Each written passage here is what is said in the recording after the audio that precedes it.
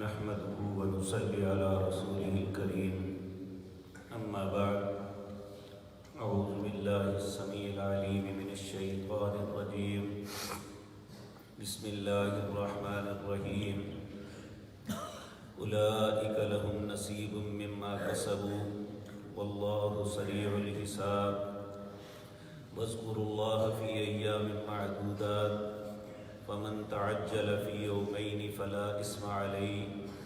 ومن تأخر فلا إثم عليه لمن اتقى واتقوا الله واعلموا أنكم إليه تحشرون۔ حضرات محترم، ان آیات میں مناسک حج کے متعلق مختصر سا ایک خاکہ اللہ رب العزت نے سمجھایا ہے اور اس کی تفاصیل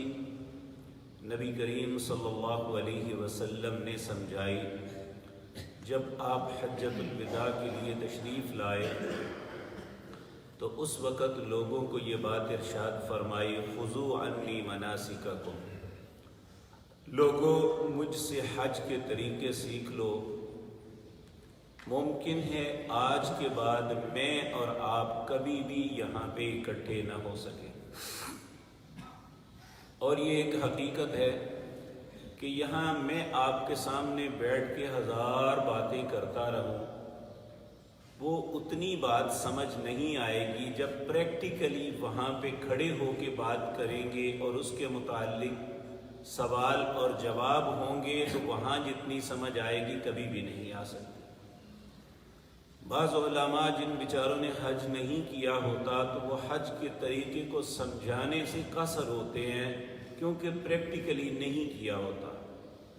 اور بہت سی باتوں کا انہیں علم ہی نہیں ہوتا کیونکہ وہ جا کے دیکھ کے یا اسے پریکٹیکلی کر کے ہی پتہ چلتا ہے کہ یہ کیسے کرنی ہے اور کیا ہوتا ہے۔ تو یہ میں کل عرض کر چکا کہ حج جو ہے یہ 8 ذی الحج سے شروع ہوتا ہے۔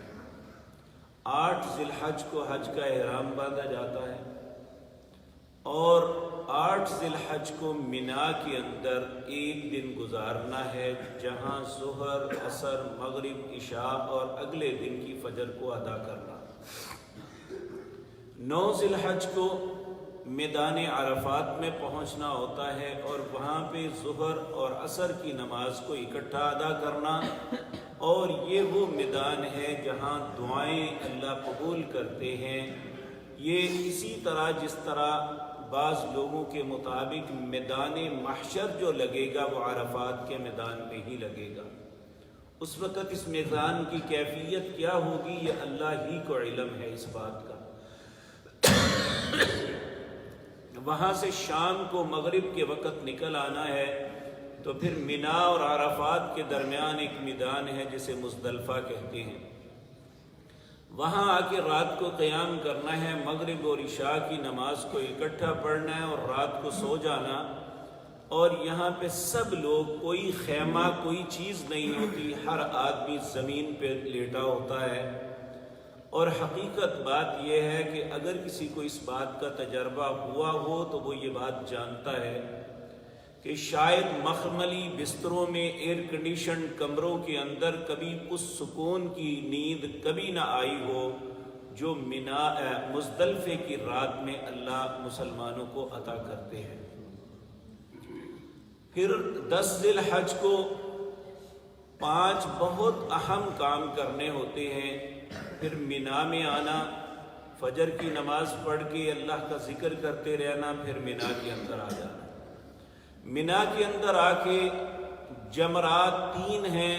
ان میں جمرہ عقبہ جو بڑا شیطان جسے کہتے ہیں اسے 7 کنکریاں مارنی، پھر اس کے بعد قربانی کرنی، پھر اس کے بعد سر منڈوانا اور حلال ہو جانا، اپنے احرام کو کھول کے دوسرے کپڑے پہن لینا، پھر وہاں سے نکل کے بیت اللہ میں آ کے طواف افاضہ یا طواف زیارت جسے کہتے ہیں اسے کرنا، وقابۃ اللہ کے 7 چکر لگانے، 2 نفل پڑھنے اور صفا مروہ کی سعی کرنی، پھر دوبارہ واپس منا میں پلٹ کے آ جانا۔ تو یہاں تک بات کرنے کے بعد اللہ رب العزت فرماتے ہیں اگر یہ سارے عمل جو انتہائی مشقت سے کیے جاتے ہیں اگر کوئی آدمی صرف دنیا کی طلب کے لیے کرے گا تو اسے دنیا مل جائے گی، آخرت میں کچھ حصہ بھی نہیں ملے گا۔ وَمِنْهُمْ مَنْ يَقُولُ رَبَّنَا آتِنَا فِي الدُّنْيَا حَسَنَةً وَفِي الْآخِرَةِ حَسَنَةً وَقِنَا عَذَابَ النَّارِ، اور جو دنیا اور آخرت دونوں کی طلب لے کے جائے گا اللہ رب العزت اسے دونوں ہی عطا کر دیں گے، اور یہی اللہ کی منشا اور مرضی ہے کہ انسان آخرت کو فراموش نہ کرے۔ تو اس کے بعد اللہ رب العزت آیت نمبر 202 میں فرماتے ہیں اولئک لہم نصیب مما کسبوا، ہر شخص کے لیے وہی حصہ ہے جو اس نے کمایا، جو اس نے کیا، جس ذہن کے ساتھ کیا، جو اس کی نیت، جو اس کے من کے اندر تھا، کھوٹ تھی، اخلاص تھا اور اللہ کی محبت تھی یا لوگوں کو دکھانا تھا، جو بھی تھا، اولئک لہم نصیب مما کسبوا،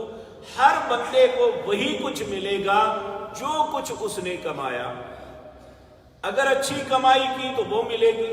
اگر نعوذ باللہ اللہ ہم سب کو اپنی پناہ میں رکھے کہ من میں کھوٹ ہوئی تو اسے وہ کچھ ملے گا۔ واللہ سریع الحساب، اللہ بہت جلد حساب کرنے والا ہے۔ اس کے بعد پھر 3 دن تک مینا میں رہنا ہے، اور یہ 3 دن ہے عید الاضحیٰ سے اگلا دن، 11 ذی الحج، 12 ذی الحج اور 13 ذی الحج۔ ان دنوں کو ایام تشریق کہتے ہیں، اور یہ بات یاد رکھیں کہ روزہ انسان کے لیے ایک بہترین عمل ہے، لیکن عیدین میں، عید الفطر کے دن، عید الاضحیٰ کے دن اور ایام تشریق میں روزہ رکھنا منع ہے۔ یہی روزہ انسان کے لیے وبال ہوگا اگر ان 5 دنوں میں وہ روزہ رکھتا ہے۔ تو میرے عزیز بھائیو، ان دنوں کیا کرنا ہے؟ ان دنوں وقت پہ نمازیں پڑھنی ہیں قصر، اور جب سورج نصف النہار سے ڈل جائے اور غروب ہونے کے درمیان تینوں جمرات کو ساتھ ساتھ کنکریاں مارنی ہیں۔ اور یہاں پہ صرف کنکریاں مارنا مقصد نہیں، اللہ رب العزت فرماتے ہیں وَاذْكُرُوا اللَّهَ فِي أَيَّامٍ مَّعْدُودَاتٍ، پچھلی آیات میں فرمایا اللہ کا ذکر اس طرح کرو جس طرح اپنے ماں باپ کا کرتے ہو یا اپنے دوسرے معاملات کا کرتے ہو، بلکہ اس سے زیادہ سخت اللہ کا ذکر کرو۔ یہ دن بڑے اہم ہیں، تو جس طرح میں نے عرض کیا پریکٹیکلی یہ ہوتا ہے کہ لوگ سمجھتے ہیں ہم حج سے فارغ ہو گئے ہیں اور پھر سب کچھ بلا کے یہاں پہ بیٹھ جاتے ہیں، اور سوائے دنیاوی باتوں کے کچھ نہیں ہوتا الا ماشاء اللہ۔ تو یہاں ذکر کیا کرنا ہے؟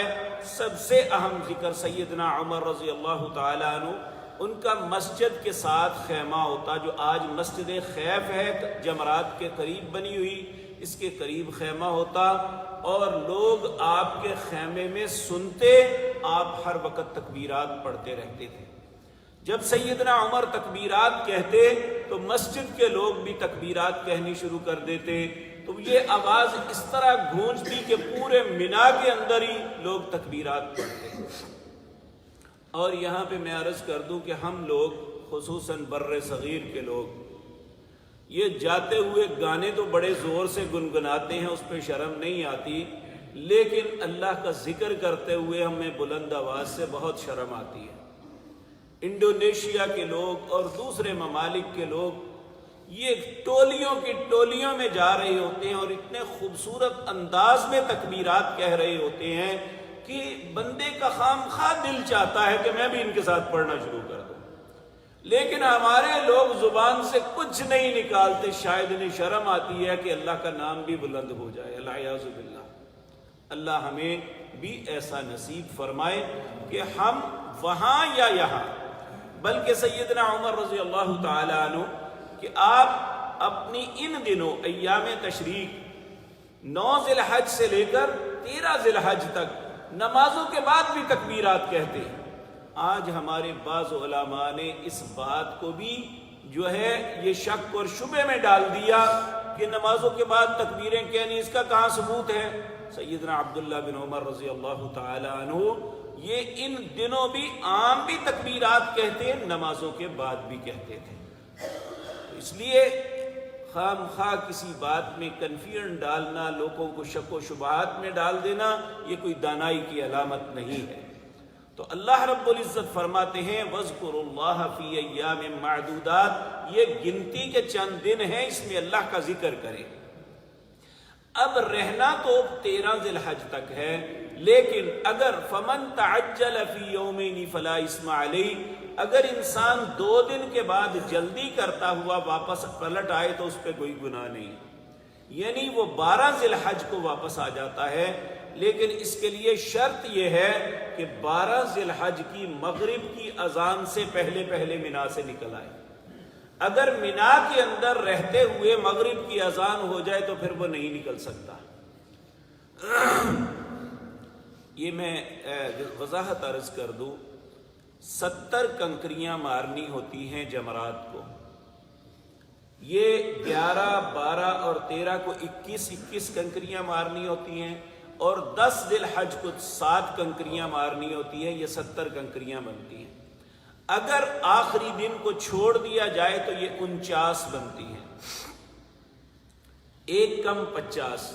تو اللہ رب العزت فرماتے ہیں فَمَن تَعَجَّلَ فِي يَوْمَيْنِ فَلَا إِثْمَ عَلَيْهِ، اگر 2 دن کے بعد کوئی آ جاتا ہے جلدی کرتے ہوئے اس پہ کوئی گناہ نہیں، اس کا حج مکمل ہے۔ وَمَن تَأَخَّرَ،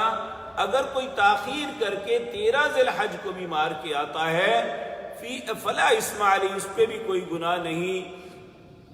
وَمَن تَأَخَّرَ فَلَا إِثْمَ عَلَيْهِ لِمَنِ اتَّقَى، لیکن جس کے دل میں تقوی ہے اس کی کوشش ہوتی ہے کہ کام پورا کر کے ہی نکلے، یعنی جس میں زیادہ سے زیادہ اجر ہو۔ لیکن یاد رکھیں یہاں پہ 80% لوگ 12 ذی الحج کو نکل جاتے ہیں۔ 2 سبب ہوتے ہیں، ایک تو یہاں پہ کھانا انتہائی مشکل ہوتا ہے، کھانا پینا کوئی اچھا نہیں ملتا۔ دوسری بات یہ ہے کہ یہاں میدان میں اتنی گیدرنگ ہوتی ہے اور ہر آدمی ایک خیمے کی حد تک محدود ہوتا ہے۔ اور تیسرا یہ کہ صفائی کے معاملات جو ہیں یہ ان میں جو ہے کمی آ جاتی ہے، بہت زیادہ گیدرنگ کی وجہ سے پھر دل کو جو ہے جلدی ہوتی ہے کہ یہاں سے اب نکلیں۔ 12 ذی الحج کو 80% لوگ وہاں سے نکل آتے ہیں، 20% لوگ جو 13 تک کر کے آتے ہیں۔ تو اللہ کے پیغمبر صلی اللہ علیہ وسلم 13 تک رہے، لیکن جو لوگ 12 کو آ جاتے ہیں نہ ان کے حج میں کمی ہے اور نہ ہی ان پہ کوئی گناہ ہے۔ تو اللہ رب العزت فرماتے ہیں فَمَن تَعَجَّلَ فِي يَوْمَيْنِ فَلَا إِثْمَ عَلَيْهِ، جو 2 دن کے بعد جلدی کرتے ہوئے آئے اس پہ کوئی گناہ نہیں۔ وَمَن تَأَخَّرَ،